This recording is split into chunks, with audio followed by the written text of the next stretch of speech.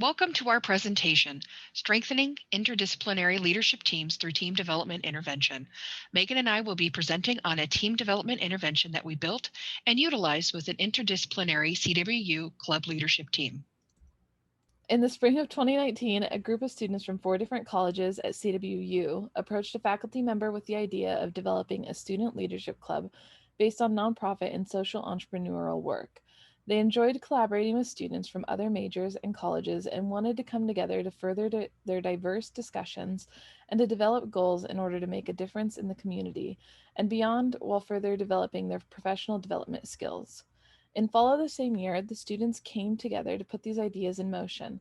Even though their hearts were in the right place and they all essentially wanted the same thing, each person had a different communication style and way of getting things done, and the group didn't know how to proceed forward without clashing. After a few group meetings and delving deeper into these differences, we decided a team dynamic intervention was the solution in bringing this group together and achieving their goals. Before building the team development intervention, we conducted a literature review based on the team development's needs. We wanted to utilize a TDI that was going to develop effective teamwork that would be useful for them both in their time at CWU and in their future careers. We were surprised to learn that while 87% of recent college graduates felt prepared to work on teams, over half of their managers disagreed and stated that they were seriously lacking the necessary team interpersonal communication skills and team based competencies needed to work successfully in a team environment. The team realized quickly that beyond forming a club with a shared mission of highlighting nonprofit and social entrepreneurship work, they now wanted to also strengthen their transferable professional development skills to also prepare for their career goals. Successful team building intervention would provide the students with problem solving, interpersonal relationship management, role clarification, and goal setting skills. These are the foundation of team building, but are not always necessary for every issue that arises. Over time, a team will learn which skills they need to focus on or utilize for future team members. Once the foundation is in place, goal setting is the next step.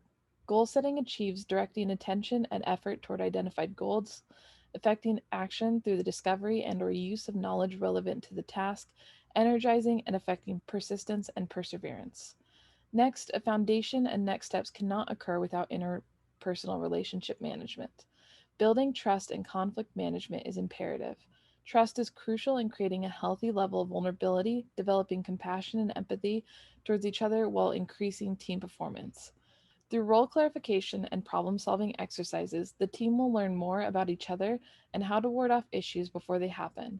This continued to build trust and strengthen the students as a group. The work of the TDI is then brought full circle through completing a team debriefing exercise. Essentially, the project was broken down into 5 main parts. 1, identifying problem issues through a team debrief.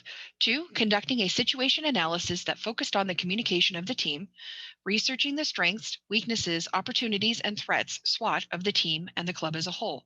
3, implementing team building activities that contributed to the overall team effectiveness.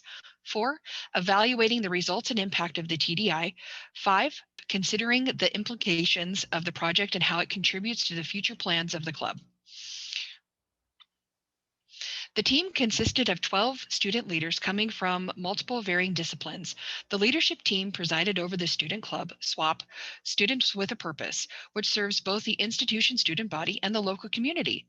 The mission they created reflected their intentions to provide an outlet for students with a passion for nonprofit and social entrepreneurial work and to come together to make a difference by collaborating and engaging in activities that furthered this vision. In 1965, Bruce Tuckman created a team development model known as the Tuckman model. It consists of forming, storming, norming, performing, and adjourning. Fall quarter had ended, and the team finally finished with the upheaval of forming. Now the real work began, storming. There was a discord in the ranks as no one was clear of their roles and responsibilities or where the team was headed. The communication assessment was a way to measure 4 key elements: communication, cohesion, clarity of team goals, and the measurements to achieve them. The assessment had 31 questions using a 5-point Likert scale to rate their agreement to the statement. With the communication assessment completed, the group was able to identify problem spots, such as a lack of role clarity and responsibilities. The assessment also uncovered not enough clear communication between group members and the belief that members were not able to speak their minds. The assessment provided a launching off point of where the team intervention activities should be directed. A SWOT analysis is typically used in a nonprofit or for profit organization. It was determined that this was a perfect time to perform it, as the team wanted to model nonprofit leadership tendencies. A SWOT analysis measures the organization's strengths, weaknesses, which are internal, and opportunities and threats, which are external to the team. For strengths, the team was able to determine that the team had the numbers of members and the leadership, also a variety of skill sets, as the team represented all four colleges on campus: the College of Arts and Humanities, College of Education and Professional Studies, College of Business, and the College of Science. Weakness spotlit the changing of leadership, lack of focus, and muddled role clarity. The team models nonprofit leadership, so the opportunities to the club are community involvement, club collaboration, and professional development and training. Threats are the lack of communication and outside forces, i.e., clubs or organizations with the teams that are already established. At this point in the process, it was hard to miss that the team needed to address their weaknesses and threats, but there was a strong basis of strengths and opportunities for the team to utilize in building their starting foundation. As Leanna just explained, the team was starting off strong, but there were a few key issues that needed attention and development. Mainly, there needed to be improvement regarding communication, role clarification, and goals and means clarification. I'm going to discuss the team building activities and decisions that were utilized to further develop our team in these three areas. First, communication. There were two main things that we did to improve upon this issue. First, we established one main channel for all group communication, and then established a time where we could meet face to face weekly to tackle any discussions that could not purely happen over a chat. For our communication channel, we surveyed the group to determine a preference and identified Facebook Messenger. While this may not be a platform that is commonly used in the workplace, there are aspects of the platform that may be mirrored in more professional communication channels. We chose this channel mainly due to the group's comfortability with it, and then focused on teaching them about professional communication habits. Also, by having the chat in one central area, it promoted a certain level of transparency among team members and provided a one stop shop for all messages. This mirrors communication platforms such as Slack or Instant Messenger that students may have to use in the future workplaces. Second, it was important to have a check in during the week that could be used for clearing up any miscommunications and for planning regarding projects that the team was working on. Having a weekly meeting helped keep work moving in the club, but also helped keep communication clear and consistent. While students may be balancing things like their course load, a job, additional extracurriculars, and more, if they've committed to a team, they will understand the need for this type of meeting. Now that we had established an environment focused on producing clear and conducive communication, we needed to focus on our role clarification. For our group, we decided to use the 7 steps to role clarification. This consists of the steps in front of you, and the process is a mix of both online and face to face communication. To start, each team member originates their role description. In this description, they need to write what they need to accomplish in their role and what team related tasks they are responsible for. Then we request each role from the team members and they upload them to a shared Google document. They need to upload with plenty of time for the whole team to review all of the role descriptions before their next face to face meeting. Once the meeting comes around, it is time for the team to communicate their description to one another. While the team has already read the description, it is important to have each member verbally communicate so the rest of the team can now attach the person's face and tone to the description as well. After they have been communicated, the team can work into the response stage. The group then provides feedback, both positive and constructive, on each member's description. This allows for any expectations that have not been communicated yet to be added to the finalized descriptions, and for any suggestions to be considered. It's important that feedback be given, but also processed and heard. So when feedback is given to a team member, it's important for them to validate this by reiterating the feedback they received from the group. Then, before the final step, if anyone wants to negotiate feedback or suggestions, they can do so. This may occur when the group has suggested the addition or deletion of responsibilities from a team member's description, but that team member disagrees. This stage also teaches the team that it's okay to disagree and teaches them how to come to a solution. After this, the team have reached the final step, document. This is the step where the team decides to The team needs to make sure that these descriptions are finalized and documented in the original group document so then they can refer back to it throughout their time working together.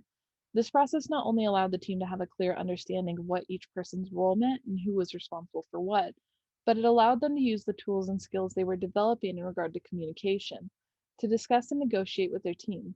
This is still a process that the team refers back to when they feel like they may be veering from their roles or from the work of the group. Now that we had started working on communication and role clarification, it had built the foundation for us to focus on goals and means clarity. After discussion as a team, this specifically resulted in the need for a system of managing projects and being able to physically track the progress of the team. And it was important that the system be transparent for all team members. The students said, based on their club's mission and the direction the group was heading, they could identify goals. They were just unsure if everyone was perceiving or interpreting the same goals, so they wanted more transparency. With this came the implementation of a free online based project management software called Trello. The system has provided a transparent way for the team to evaluate how they are progressing and who is contributing, but the success of it really depended on the continued use of the platform by all members. If the team does not invest in the use of the platform, it does not lead to success. Trello, like other platforms, allows the team to design different boards dedicated to different projects. For example, the team had boards dedicated to club events, funding, social media, and leadership. Then within these boards, a process workflow can be developed that is best fit to the project, and alongside that, specific tasks can be assigned with team members and hard deadlines attached. It also allows the team to see who may be taking on more work than others, or team members who may be available to take on an extra task or two. In addition, the group can see the progress that each project is making over time and whether they're going to finish in time. Last, it defeats that issue that many teams run into, where action items are developed at the weekly meeting but are never documented. This issue can lead to teams forgetting to complete a task and running into issues further down the line of a project, or team members feeling as if another team member is not doing enough because they have no way of visually seeing the work they are doing. A system like that erases those problems and allows the team to clearly see the goals and direction and accomplishments of the team.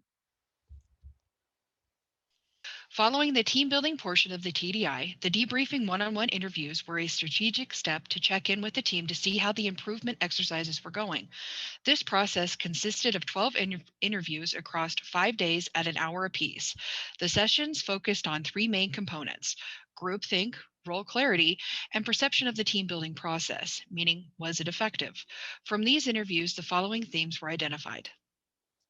Out of these interviews came 7 main themes, but I'm going to purely focus on 4 that were really important to our team's future development and the assessment of the effectiveness of the team building exercises: intrinsic investment, role clarity, team support, delegation, and follow through, and individual performance measures. First, intrinsic investment was a theme that came out of asking the students why they were committed to the team. Most said that their motivation came out of the fact that their peers all seemed to be equally committed and that they were passionate about the goals that the group was working towards. They said even though team development may call for more time commitment, that it was worth it to see the group grow.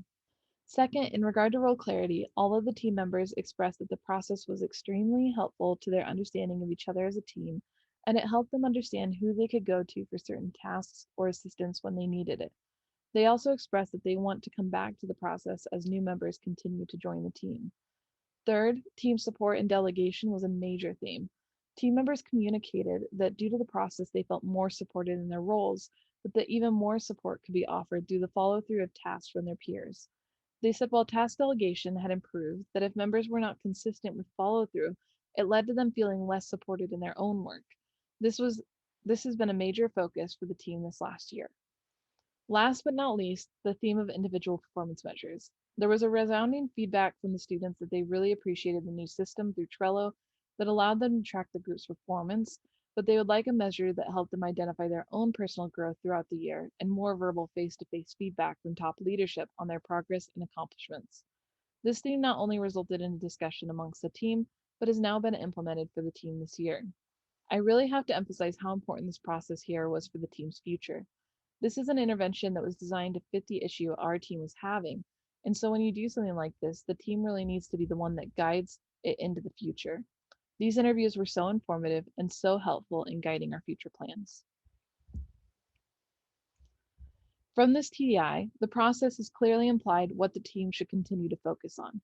The team realized the opportunity for group growth in areas such as transparency, providing additional structure, continued communication, and clarity revolving around policies and procedures. There are also areas of individual growth in areas such as performance measures and self accountability.